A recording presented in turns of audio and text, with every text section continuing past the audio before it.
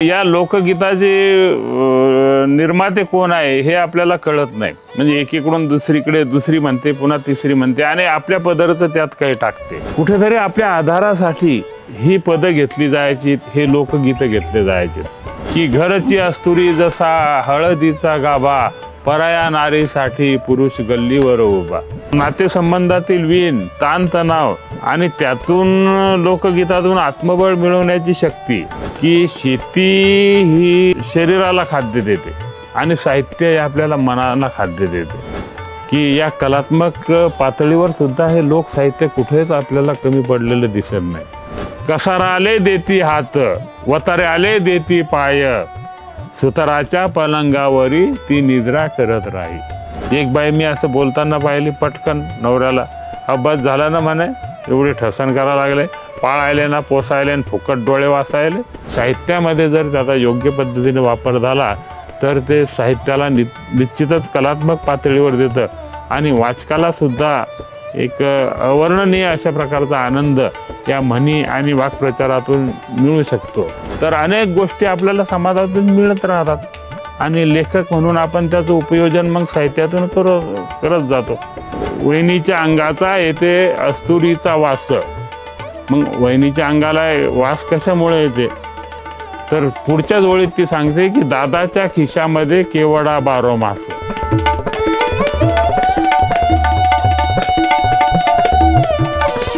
संत साहित्याप्रमाणेच समाज मनावर हा लोकगीत आणि लोककथा यांचा सुद्धा मोठा प्रभाव असलेला आपल्याला दिसून येतो। आज जरी समाज किंवा नवी पिढी किंवा जुनी पिढी किंवा समाजातील लोक या काळामध्ये हे जेव्हापासून हे स्मार्टफोन आले, अँड्रॉइड आलेत, तेव्हापासून आपल्याला त्यात गुरफटलेले दिसून येतात। फारसं याच्याकडे लक्ष देता म्हणजे लोकसाहित्याकडे किंवा यांच्याकडे लक्ष दिलं जात नाही।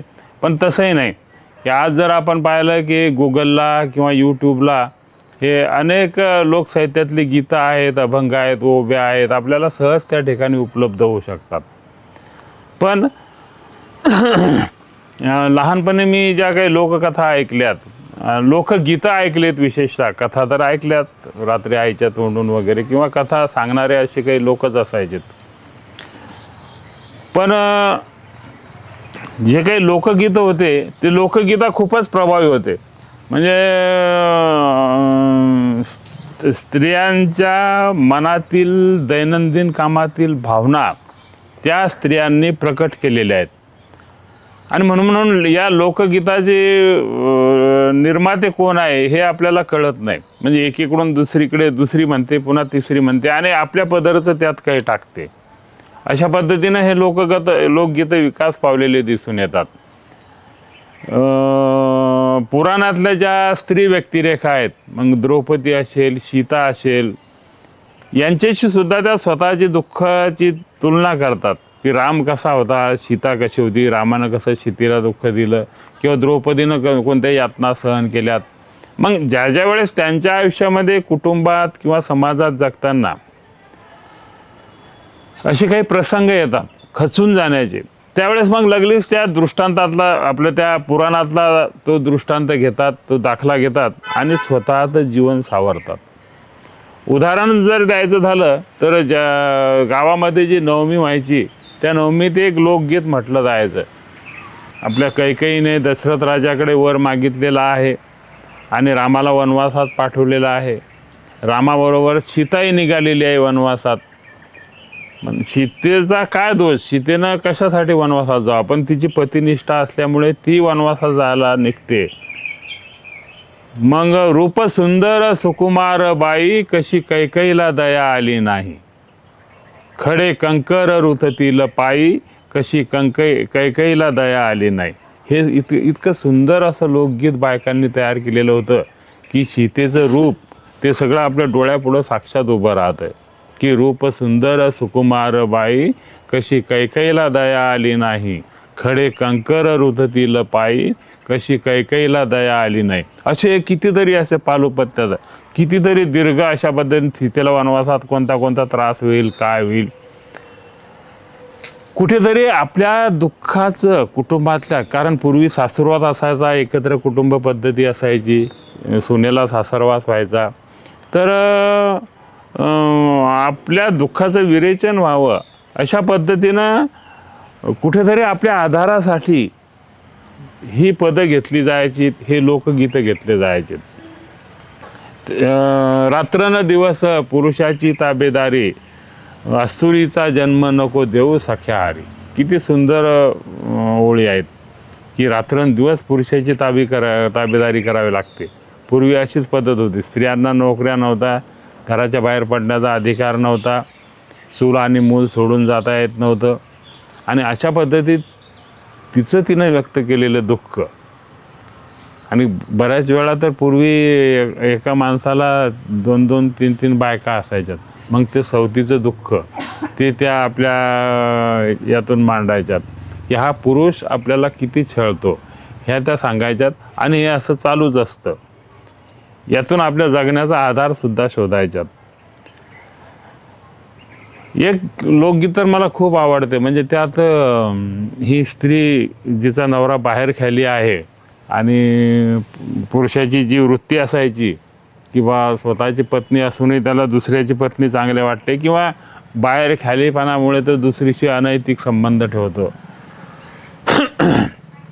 तर यात ही स्त्री आपलं दुःख व्यक्त न करा, तू तिच्याकडं कशाला पाहतो, मी का कमी आहे का, अरे माझ्या रूपाकडं पहा, माझं सौंदर्य पहा, मी काही कमी नाही, हे त्याला सांगायचं असते. मग ते सांगण्यासाठी ते लोकगीतातून म्हणते की घरची अस्तुरी जसा हळदीचा गाभा, पराया नारीसाठी पुरुष गल्लीवर उभा. घरची अस्तुरी जसा हळदीचा गाभा, पराया नारीसाठी पुरुष गल्लीवर उभा.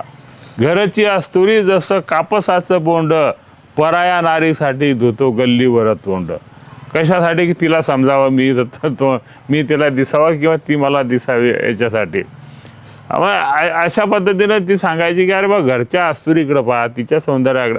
पराया नारीसाठी तू सगळं एवढं करतो, यातायात करतो आणि स्वतःच्या बायकोकडं मात्र दुर्लक्ष करतो. अशा पद्धतीनं ती जसं पती पत्नीचं दुःख आहे, म्हणजे मी विस्तारानं जास्त सांगणार नाही, परंतु पती पत्नीचं दुःख आहे, सासूरवास आहे, त्याच्यानंतर बहीण भावांचे नातेसंबंध आहेत, वडिलांचे नातेसंबंध आहेत.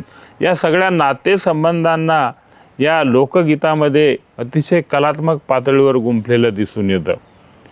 एक बहीण तर असं भावाबद्दल तक्रार करते की भावाचं लग्न होतं, तो बायको करून आणतो, घरात हिला भाऊचं येते आणि मग साहजिकच भावाचं तिच्यावरचं लक्ष कमी होतं. आधी तो बहिणीला एवढी माया करायचा की बहिणीला जे लागलं ते तो आणून द्यायचा, हे करायचा. परंतु बायको झाल्यानंतर त्यात बहिणीवरचं लक्ष कमी होते. मग बहीण त्याची तक्रार करते, पण ती कशी करते तर लोकगीतातून करते, त्या गीतातून करते की दोघं बहीण भाऊ होतो एका झाडाचे संतर, आली परायाची नार तिनं पाडलं अंतर. पहा किती सुंदर आहे की एका झाडाचे आम्ही संतर होतो, पण ती परायाची नार आली, भावाची बायको आली आणि तिनं आमच्यामध्ये बहीण भावामध्ये अंतर पाडलं. म्हणजे हे वास्तवसुद्धा असतं, हे घराघरातलं सत्य असतं. पण हे मांडण्यासाठी मग काव्यात्मक पातळीवर त्याला काव्यात्मक रूप देऊन रूपकाच्या उपमा अलंकार इत्यादी अलंकाराच्या माध्यमातून ती मांडून जाते.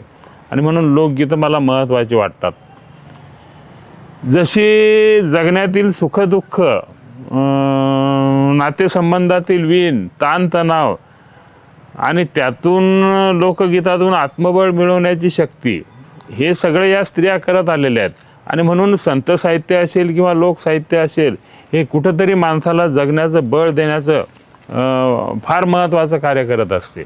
एवढंच नाही तर आपल्या जगण्यामध्ये सुद्धा ही कलात्मकता आवश्यक असते.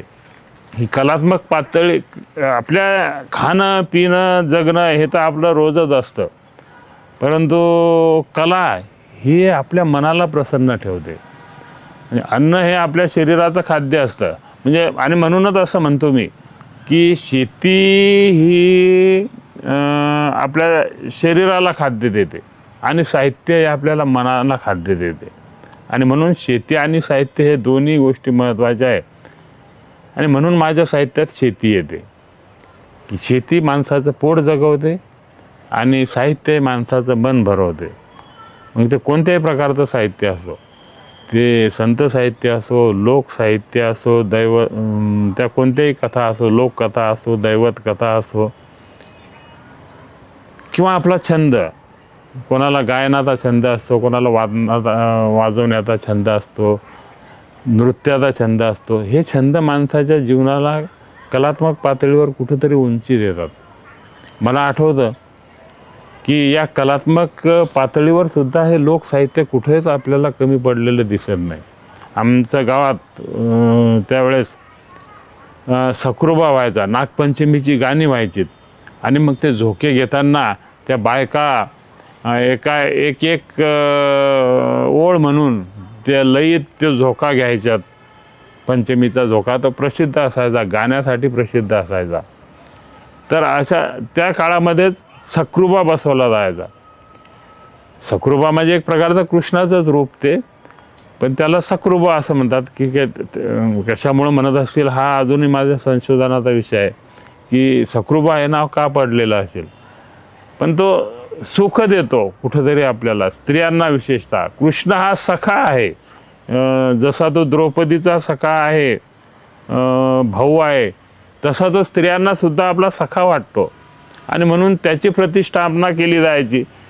तर हा सखुरबा नवसाचा असायचा बऱ्याच वेळा, की आमच्या घरी मूल होऊ दे, आम्ही सखुरबा बसू 5 वर्ष, आमची ही इच्छा पूर्ण, घर होऊ दे, आम्ही सखुरबा बसू.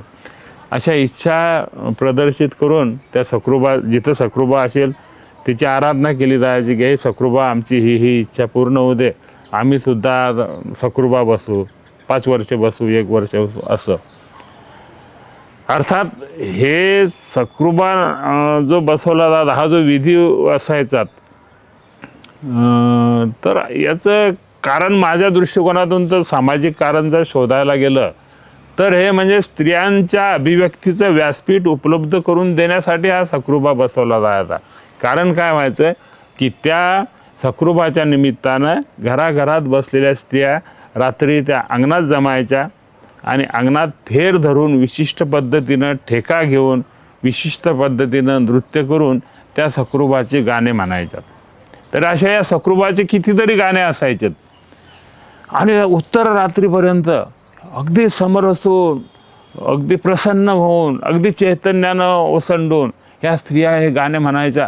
आणि खरोखर ते दृश्य हे पाहण्यासारखं असायचं. असंच एक सखुरबाचं गाणं मला आठवतं आणि मी ते माझ्या 12 मास कादंबरीमध्ये सुद्धा टाकलेलं आहे, की एकनाथ म्हणजे त्या कादंबरीचा नायक हा घरी बसलेला असतो आणि त्याच्या अंगणात सखुरबा बसलेला असतो. त्या सखुरबाचे गाणे तो ऐकतो. तर हे सगळं मीच अनुभवलेलं होतं. परंतु म्हणून अनुभवलेलं, आपल्या अनुभव आणि निष्ठा यांच्याशी प्रामाणिक राहूनच आपल्याला लेखन करावं असते. आणि प्रसंगानुरूप, व्यक्तिरेखा अनुरूप त्याची बरोबर आपल्याला मांडणी करावी लागत असते. तर हे गाणं मी टाकलेलं आहे, की भल्लेही महादेव भल्लेही पार्वती, शब्दाले शब्द येती गोठीले अर्थ किती. म्हणजे पहा, त्याचं ध्रुवपदच किती सुंदर आहे. हे लोकगीतातल्या ध्रुवपदाच्या ओळीत आहे. जसं की हिंदीमध्ये सयाजी से चुपके हुए क्या तेरी बात, बता दे डोलिया की वगैरे असं काहीतरी ते एक गाणं आहे. मला वाटतं बेटा सिनेमात आहे ते. तर ते तिकडचं लोकगीत हिंदीतलं. प्रत्येक भाषेत ही लोकगीतं आहेत. हे लोकगीत मला इतकं आवडलं की त्यातली कलात्मकता चकित करणारी आहे. म्हणजे स्त्रियासुद्धा फक्त सुखदुःखाचीच गाणी लिहित नाहीत, तर शृंगाराची गाणी लिहितात आणि त्या शृंगारातून स्वतःचं जगणं प्रसन्न करतात. याची अनुभूती आपल्याला या गीतातून येते. ते गीत असं आहे की भलेही महादेव भल्लेही पार्वती, गोठीले अर्थ किती शब्दाले शब्द येती. किंवा शब्दाले शब्द येती गोठीले अर्थ किती. गोठीले म्हणजे गोष्टीले, की एका गोष्टीला अर्थ किती आहेत, शब्दाले शब्द येतात. आणि पार्वती महादेव हे तर आपली दैवत आहे स्त्रियांची, जशी राम सीता राधाकृष्ण, तशी शंकर पार्वती. ही तर शंकर पार्वती तर हे जे आहेत शंकर पार्वतीची रूपं आपल्याला शेता रानात सगळीकडे गौरी बसवणं वगैरे हे सगळं तेच दिसून येतं. आणि गावातल्या शेतकरी माणसाला शंकर म्हणतात, बाईला पार्वती म्हणतात, ही सुद्धा पद्धत आहे. तर भल्लेही महादेव भल्लेही पार्वती, म्हणजे महादेवाचा या ठिकाणी उद्घोष केलेला आहे, पार्वतीचा उद्घोष केलेला आहे. आणि शब्द आले शब्द येती गोठिले अर्थ किती. त्यातल्या अंतराचे काही कडवे असे आहेत. कोणाले देती हात कोणाले देती पाय, कोणाच्या पलंगावरी ती निद्रा करत राही.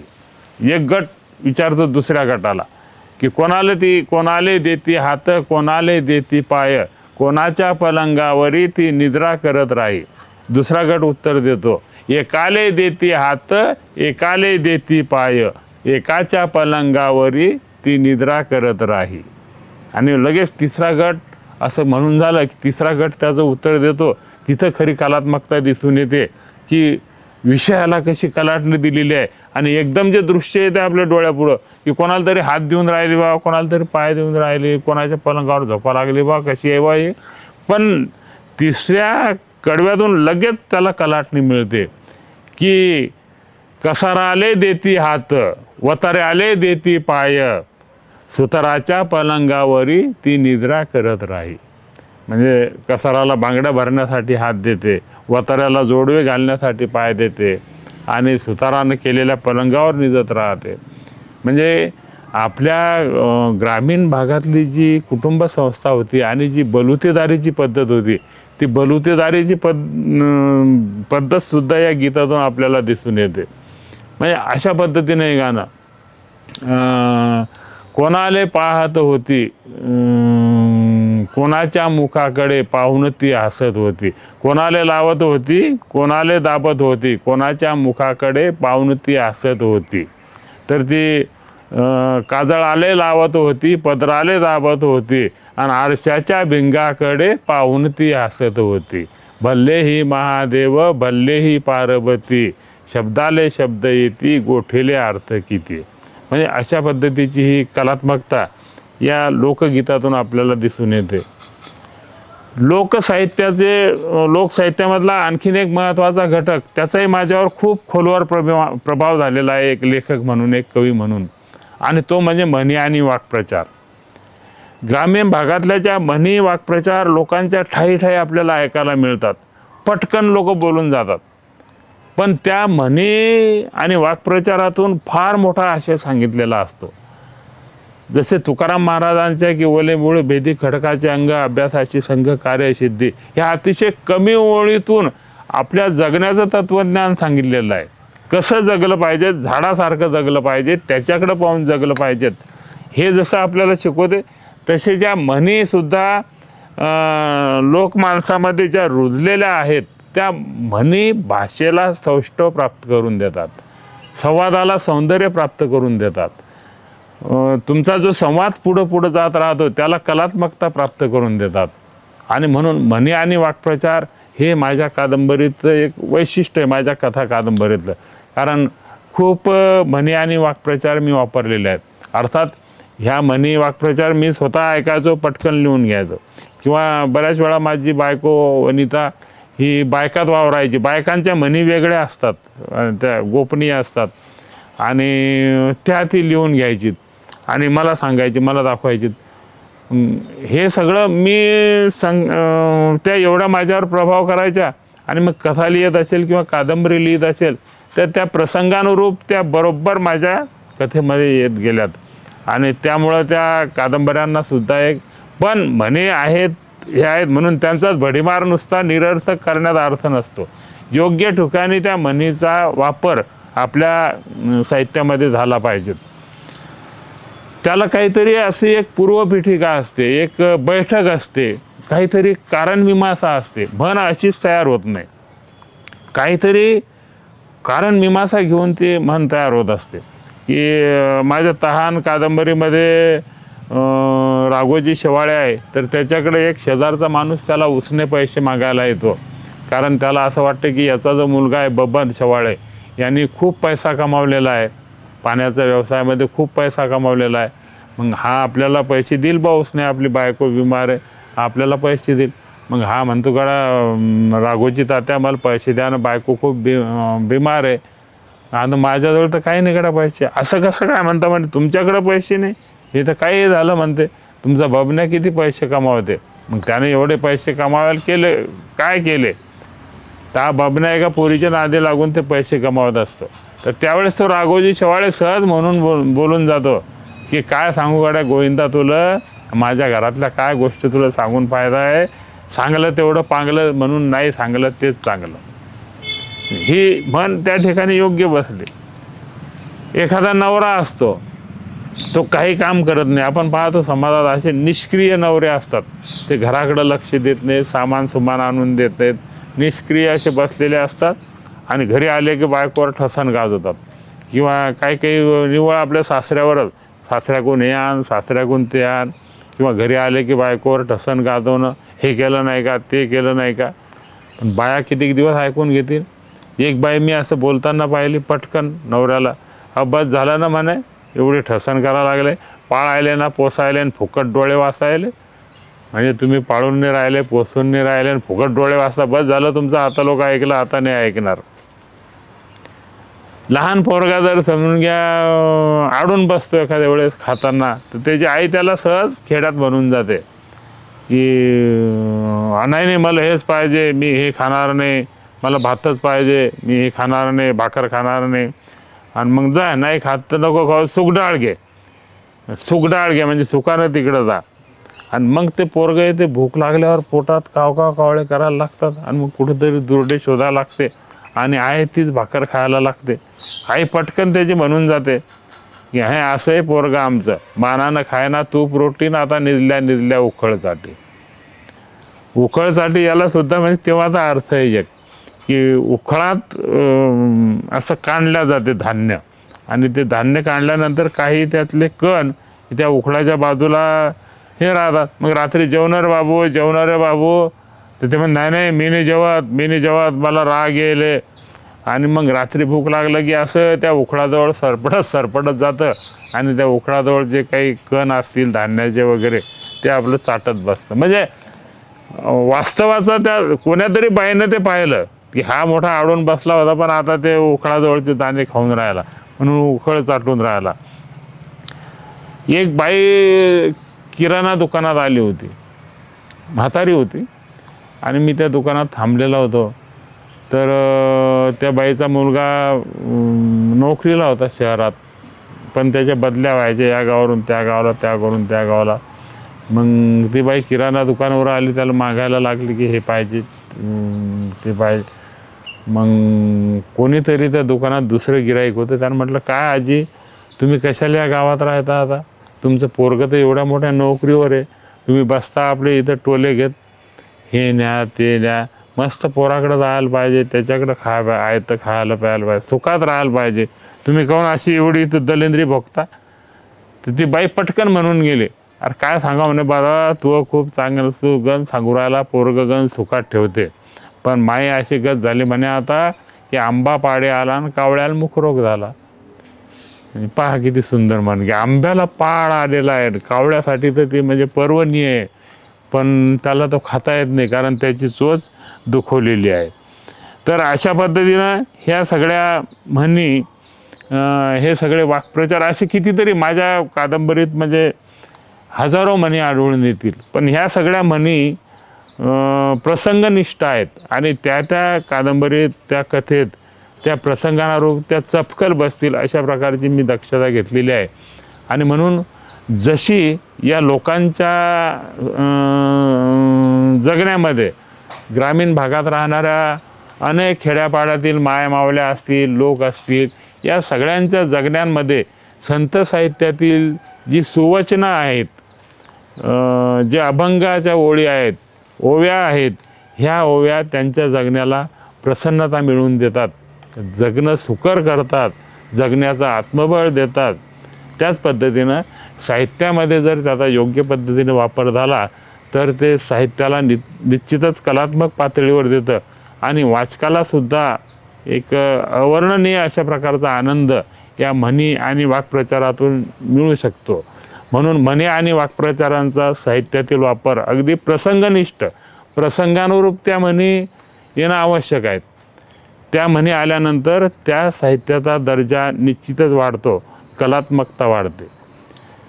ग्रामीण समाज व्यवस्थेमध्ये मी ग्रामीण लेखक असल्यामुळे ग्रामीण माझी पात्र साहजिकच, मी आधीच सांगितलं की आपले अनुभव आणि निष्ठा यांच्याशी प्रामाणिक राहून लेखन करायचं. तर मग आपले अनुभव कोणते आहेत? ग्रामीण अनुभव आहेत. मी एका शेतकरी कुटुंबात जन्माला आलो, त्या शेतकरी कुटुंबात वाढलो, जगलो आणि आजूबाजूच्या माया मावल्या ज्या असतील, बाया असतील, माणसं असतील, शेजारी पाजारी असतील, हे सगळे खेड्यातले होते. त्यांचं जगणं खेड्याशी निगडीत होतं आणि या खेड्यातल्या माणसाचं जगणं हे कलात्मक पातळीवर एका बाजूनं संत साहित्याने त्याला एक उंची दिलेली आहे, त्याचबरोबर या लोकसाहित्यानं ग्रामीण समाज व्यवस्थेमध्ये रुळलेले हे काही लोकगीतं आहेत, म्हणी आहेत, वाक्प्रचार आहेत, यांनी त्यांच्या जगण्याला एक आत्मबळ देण्याचं काम केलेलं आहे. त्याचप्रमाणे शब्दकळा, की ग्रामीण भागातून इतकी चपकल शब्दकळा वापरली जाते की तंतोतंत एक शब्द त्या ठिकाणी देऊन त्या गोष्टीचं म्हणजे काय म्हणू त्याला आपण महत्त्व पटवून दिलं जातं किंवा अधिक चपकल, अधिक अर्थाची जी खोली आहे, अर्थाच्या अधिक जवळ जाण्याचं काम हे शब्द करतात.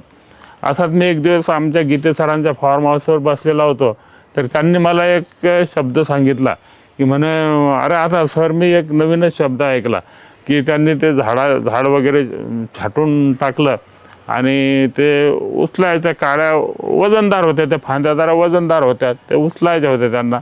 तर त्या माणसानं सांगितलं का म्हणे सर आत्ताच नका उचलू, जरा त्या वजनदार आहेत, त्या जरा हडकल्या की त्याचं वजन कमी होते. म्हणजे हडकल्या की हा शब्द, त्या हडकल्या की झाडाच्या फांद्याचं वजन कमी होते, हा किती परफेक्ट शब्द आहे. असे कितीतरी परफेक्ट शब्द आपल्याला साहित्यात आढळून येतात आणि अर्थाच्या अधिक जवळ ते आपल्याला घेऊन जातात. आणि म्हणून माझ्या कथांची शीर्षकंसुद्धा तशी आहेत. गाभूळ गाभा, एखादं झाड तोडलं जातं, म्हणजे विशेषतः चंदनाचा जो गाभा असतो तो चंदन विकून त्याची तस्करी केली जाते. आणि म्हणून बरेचसे लोक काय करतात की रातोरात ते चंदनाचं झाड असं कापतात. ते आता नवीन ड्रिल मशीन निघालेली आहे, ते करवत निघालेली आहे, तिनं बरोबर ते झाड कापून तो असा बुंधाच्या बुंधा ते चोरून घेऊन जातात आणि मग ते विकलं जातं, त्याची तस्करी केली जाते. तर असाच एका शेतकऱ्यावरची ती कथा आहे की ते ज्यानं बिचाऱ्यानं मोठ्या वठमानं ज्याला म्हणू आपण, ती चंदनाची झाडं लावलेली आहेत. आता चंदनाचे झाडं मोठे झाले की आपल्याला जास्त पैसे मिळतील अशी त्याची एक अपेक्षा आहे. पण होतं काय की एक दिवस रातोरात लोक येतात, चोर येतात आणि ते चंदनाचे सगळा तो गाभा घेऊन जातात. त्या शेतकऱ्यानं सहज शब्द वापरला, अरे म्हणे आले म्हणे लेकाचे चोट्टे आणि सगळा गाभूळ गाभा घेऊन गेले. म्हणजे हा शब्द मी अजून ऐकला नव्हता. म्हटलं असा गाभूळ गाभा, काय शब्द सुंदर वापरलेला आहे. खुंदळ घास, अरे वावरात रातचे काय सांगा बाबा, रात्री मग शेतावर रात्री जागायला जातात लोक. आता शेतात पीक आले, कणसा आले, शेत काढणीला आलं तर जागायला जाणं ठीक आहे, पण पेरणी झालेली आहे, पीक उगवून आलेलं आहे, मग अशा कशाला वावरात जायचं, या टायमाला जायचं काही काम नसते ना. तर शेतावर एक शेतकरी निघाला होता, मग त्याला म्हटलं का कुठं चालले, वावरात चाललो म्हणणे. आता म्हटलं आता वावरात कशाचं राखण करता, मोठी टॉर्च गिर घेऊन चालले, किसान टार्च हे ते, कशासाठी चालले. नाही म्हणे बाबा रातचे हरणं येतात म्हणे डोंगरातून आणि सगळ्या पिकाचा खुंदळ घास करून टाकतात. म्हणजे पहा, खुंदळ घास हा शब्द किती परफेक्ट आहे. म्हणजे हरणं येतात, रोही येतात आणि घास तर घेतातच त्या पिकाचा आणि खुंदळूनही जातात. म्हणजे हा शब्द अस्सल तयार झालेला आहे. त्या म्हणजे प्रसंगानुसार तो शब्द तयार झाला, त्या कृतीशी निगडीत तो शब्द आहे. आणि असे हे शब्द साहित्यिक म्हणून ग्रामीण भागातले मी शोधत असतो किंवा ते आपोआप ऐकले. कारण समाजात ज्यावेळेस आपण वावरतो, उघड्या डोळ्यानं जसे आपण वावरतो तसेच उघड्या मनानं जर वावरलो तर अनेक गोष्टी आपल्याला समाजातून मिळत राहतात आणि लेखक म्हणून आपण त्याचं उपयोजन मग साहित्यातून करत जातो. माझ्या कथा कादंबऱ्यांची सुंदर म्हणजे हे खुंदळघास आणि गाभोळ गाभा हे कथासंग्रह माझे आहेत. हे शब्द मला असे ऐकायला मिळालेत आणि मग चंदन चोरीवर कथा लिहित असताना आपोआपच त्या कथेचं शीर्षक आलं गाभोळ गाभा. शेतात वन्य प्राणी येतात आणि पिकाचा तुडवा करून जातात, त्या विषयावर कथा लिहिताना आपोआपच त्या कथेचं शीर्षक आलं खुंदळघास. माझे बारोमास आणि चारी मेरा ह्या शब्दांची शीर्षकंसुद्धा मला लोकसाहित्यात सापडली, लोकमानसात सापडली. कारण ही लोकगीतं ऐकत असताना म्हणजे आमच्या गावाला एक बाई कलाबाई नावाची एक बाई होती आणि गुंफा मामी ते आमच्या शेजारी राहायच्यात आणि शेतही आमचे शेजारी होते, तर त्या शेतावर कामाला यायच्यात. तर त्या शेतावर आल्यानंतर त्या खूप गीतं म्हणत राहायच्या कापूस वेचताना, काही काम करताना. तर एकदा मी तिच्या तोंडून ते गाणं ऐकलं. म्हणजे मी आधी जे सांगितलं की दोघं बहीण भाऊ होतोय एका झाडाचे संतर, आली परायाची नार तिनं पाळलं अंतर, घरची अस्तुरी जसा हळदीचा गाभा, पराया नारीसाठी पुरुष गल्लीवर उभा. ही तिचं दुःख व्यक्त करते. तशी बहीण आपल्या वहिनीकडे, त्या वहिनीचं आणि तिचं नातं नणंदेचं हे कसं असतं, थट्टा मस्करीचं नातं असतं. तर त्या गीतामध्ये ती सहज म्हणून गेली, वहिनीच्या अंगाचा येते अस्तुरीचा वास. मग वहिनीच्या अंगाला वास कशामुळे येते, तर पुढच्याच ओळीत ती सांगते की दादाच्या खिशामध्ये केवडा बारोमास. की दादाच्या खिशात बारोमास केवडा असते म्हणून वहिनीच्या अंगाला ते वास येते. म्हणजे किती सुंदर कल्पना आहे. त्या नात्यातलं थट्टा मस्करी करण्याचं हे प्रतीक हे किती सुंदर आलेलं आहे. तसंच दुसरं, आपली पोरगी आपल्या बापाला सांगते सासरवास आहे, सासरी छळत राहतात, हुंडा मागत राहतात, हे करतात, तक्रार करते, आपल्या आईकडे रडते, बापाकडे रडते. पण बाप तिची समजूत घालताना काय म्हणतं की बाई हे असंच राहते, लग्न झाल्यावर सुरुवातीला सासरवास भोगाच लागते. कारण मनगूतच आहे म्हणते. तशी कशी मनगूत आहे की नेमकी त्या आशयाची ओळ की बोलले बापूजी लेकी सासूरवास बुरा. बुरा म्हणजे वाईट. मी बापाला ज्यावेळेस माझी तक्रार सांगितली त्यावेळेस बापूजी मला म्हणाले की बोलले बापूजी लेकी सासूरवास बुरा, चरकात ऊस पिळला चारी मेरा. जसा चरकात ऊस चारी मेरा पिळला जाते तशा पद्धतीनं बायला त्या संसारात लग्न झाल्यावर सासूरवासात पिसून घ्यावं लागते, तरच ती तिथे टिकून राहते. तर अशा पद्धतीनं हे बारोमास आणि चारी मेरा, खुंदळघास, गाभोळ गाभा हे शब्द मला लोकसाहित्यातून सापडलेत. आणि मग त्यात वेगळ्या पातळीवर अरे हे शीर्षकं तुम्हाला कसे काय सुचतात.